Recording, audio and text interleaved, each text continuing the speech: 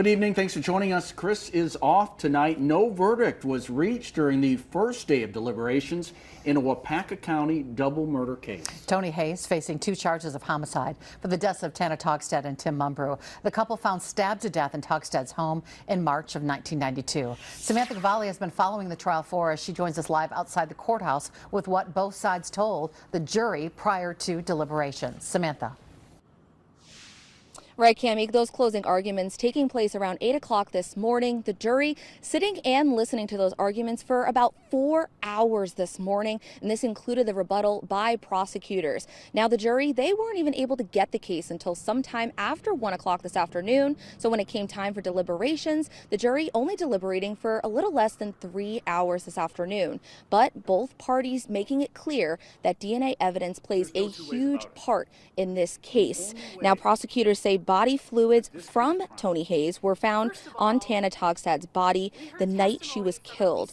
It was tested years later after advancements in DNA technology. The defense questioning whether the evidence was properly preserved and tested.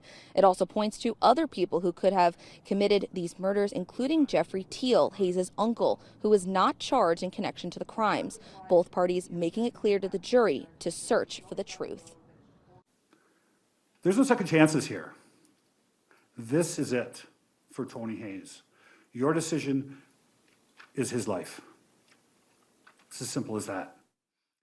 They couldn't have imagined where they would lead us. But because they preserved those swabs so carefully, we're here today and we know exactly who did this crime. And walking out earlier this afternoon, families seemingly upset that there was no verdict given following today's deliberations. As we know, they've been waiting for answers for over 30 years. But those deliberations will be continuing tomorrow morning here at the courthouse at 8:30 a.m. Reporting in Waupaca County, Samantha Cavalli, Action 2 News.